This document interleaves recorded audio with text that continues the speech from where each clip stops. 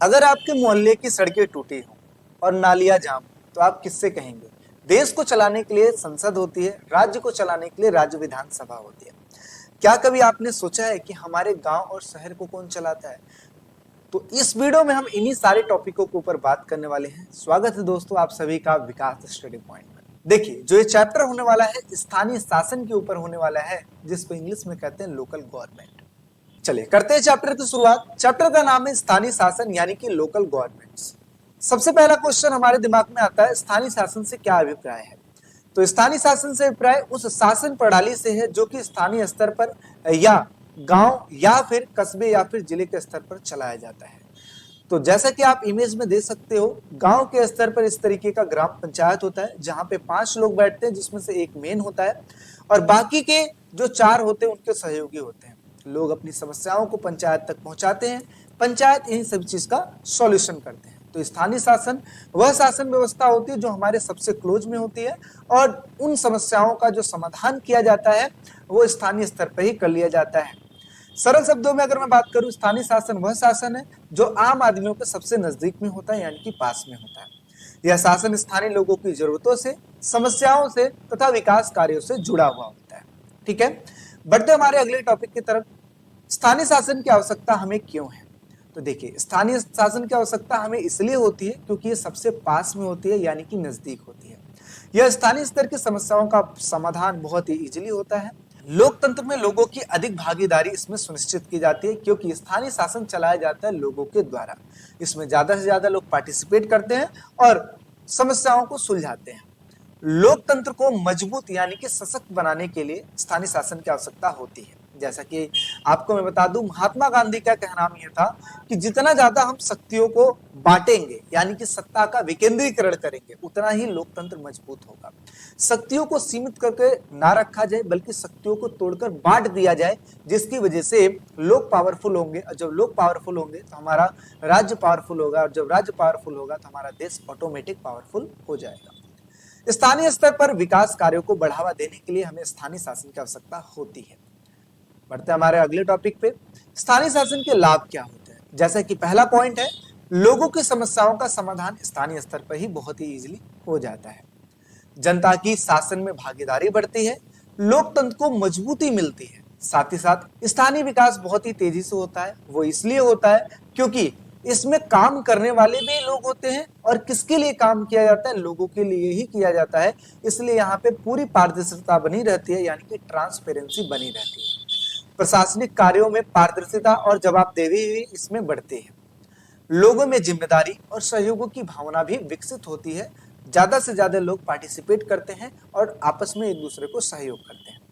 बढ़ते हमारे अगले टॉपिक की तरफ, भारत में स्थानीय शासन का विकास। देखिए, स्थानीय शासन के विकास की बात करें तो जैसा कि प्राचीन काल में ही देखा जाए तो गांव में पंचायती व्यवस्था थी जो स्थानीय शासन का कार्य करती थी। लेकिन आगे ब्रिटिश काल में क्या हुआ? 1882 में लॉर्ड रिपन ने स्थानीय स्वशासन की नींव रखी, यानी कि एक ऐसी शासन व्यवस्था जिसमें शासन खुद के द्वारा चलाया जाए और जो कि कोई दूसरे के ऊपर डिपेंड रहे ही ना।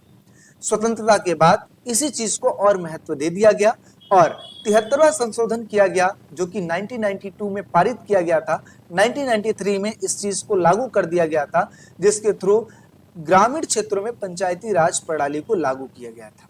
इसी प्रकार से 74वां जो संविधान संशोधन किया गया था, सेम 1992 में ये पारित किया गया था, 1993 में इसको लागू किया गया था, जो कि शहरी क्षेत्रों में नगर पालिका प्रणाली की व्यवस्था को लागू करता है।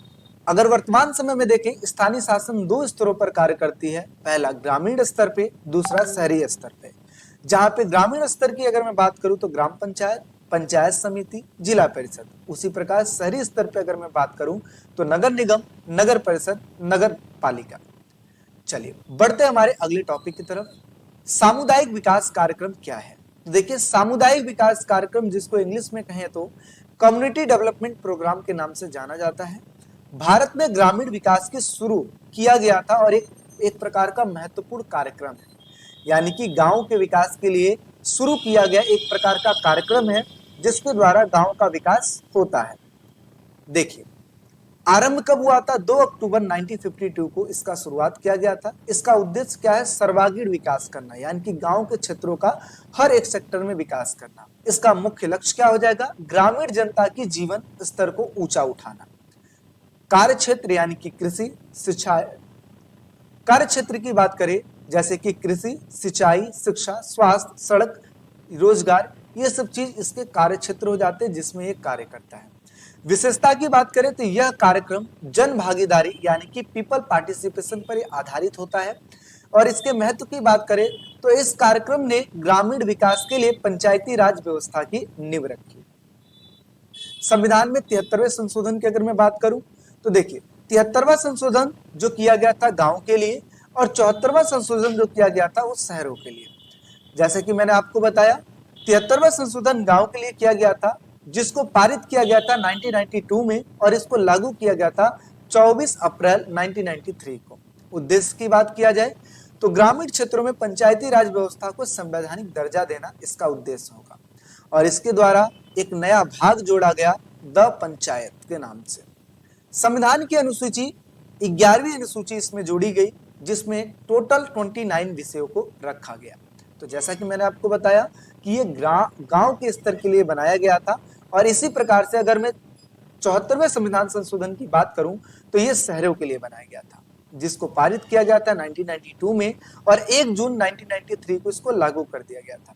उद्देश्यों की अगर मैं बात करूं तो 73वें संशोधन का जो था वो गांव का था, लेकिन 74वें की बात करें तो ये शहर के लिए है। तो शहरी क्षेत्रों में नगर पालिका को संवैधानिक दर्जा देना इसका प्रमुख उद्देश्य हो जाता है।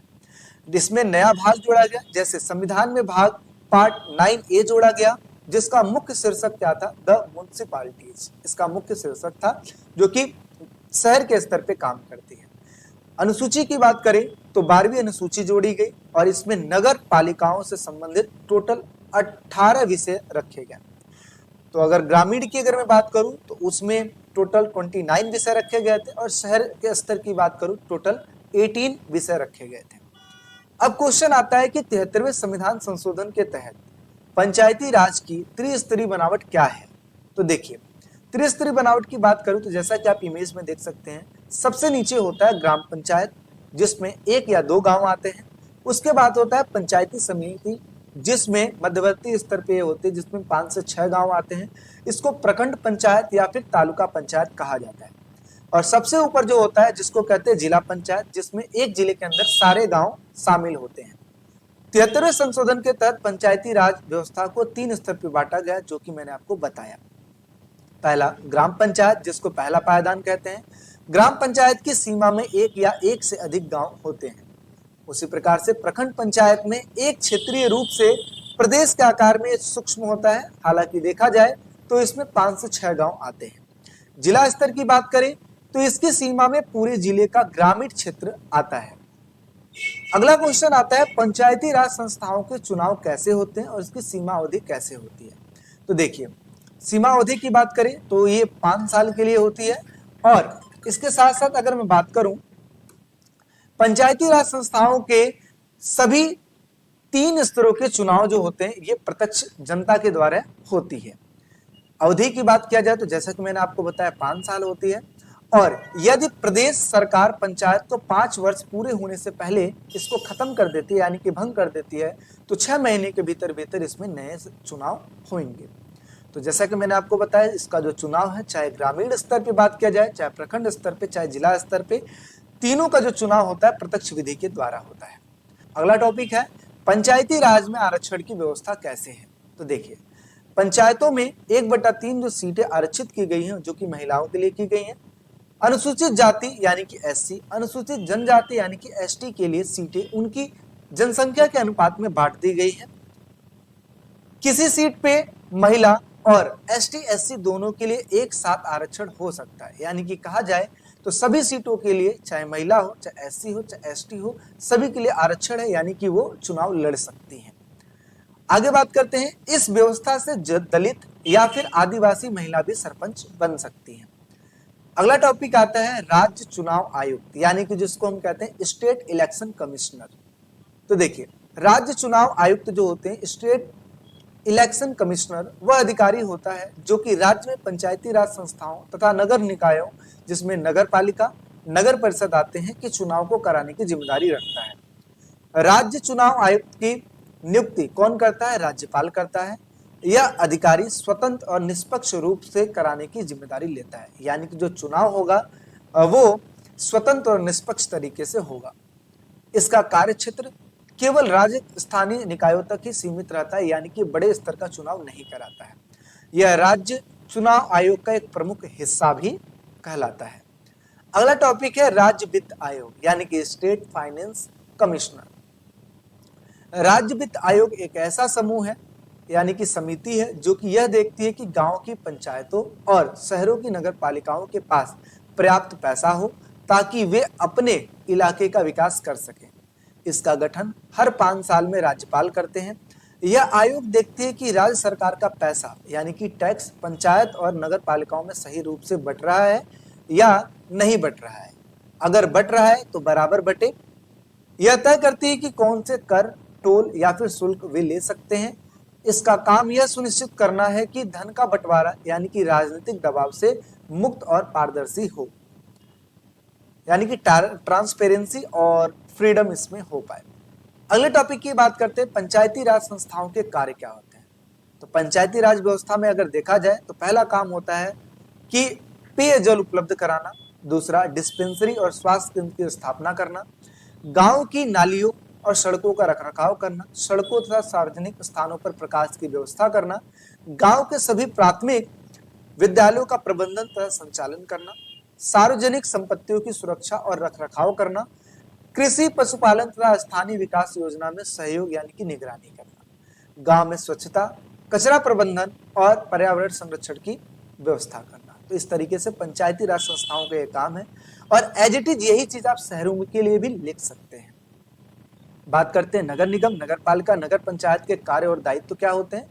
तो देखिए, पहला वही चीज है, सड़कों का निर्माण और रखरखाव करना, नगरों में पेयजल आपूर्ति करना ताकि स्वच्छ साफ पानी सबको मिल पाए, सार्वजनिक स्वास्थ्य, स्वच्छता तथा सफाई का प्रबंधन करना, झुग्गी झोपड़ी में सुधार, यानी कि पुनर्वास करना ताकि झुग्गी झोपड़ियों का सुधार हो पाए और उनको एक अलग जगह पे घर मिल पाए, सार्वजनिक सुविधाओं का निर्माण करना, देखभाल करना, जैसे स्कूल और शिक्षा केंद्र, स्वास्थ्य केंद्र, सड़कों पर प्रकाश, पार्क तथा खेल के मैदान, बस स्टैंड तथा परिवहन, इन चीजों की व्यवस्था करना।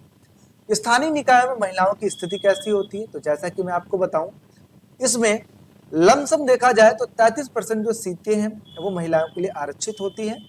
महिलाएं पार्षद भी बन सकती है, काउंसलर भी बन सकती हैं, अध्यक्ष भी बन सकती हैं। इसके साथ साथ वे स्थानीय विकास, स्वास्थ्य, शिक्षा और सामाजिक कल्याण में सक्रिय भूमिका निभाती हैं। महिलाओं की भागीदारी से लोकतंत्र पारदर्शिता भी होती है और साथ ही साथ महिला सशक्तिकरण को बढ़ावा मिलता है। स्थानीय निकायों में अनुसूचित जाति और जनजाति की क्या स्थिति होती है। तो देखिए, संविधान के अनुसार स्थानीय निकायों में एससी और एसटी के लिए सीटें आरक्षित अनिवार्य कर दी गई है। यह आरक्षण उनकी जनसंख्या के हिसाब से कर दी जाती है। एसटी एससी वर्ग के लोग सदस्य भी बन सकते हैं, अध्यक्ष भी बन सकते हैं और दोनों पदों के लिए चुने भी जाते हैं। और इस प्रावधान से उन्हें राजनीतिक भागीदारी, राजनीतिक समानता और सशक्तिकरण का एक अवसर देखने को मिलता है। तो मैं आपको बता दूं कि देश में अगर देखा जाए तो जो सबसे ऊंचे पद पे हैं, जो कि राष्ट्रपति का पद सबसे ऊपर होता है, देश की प्रथम नागरिक जो है वो द्रौपदी मुर्मू भी है।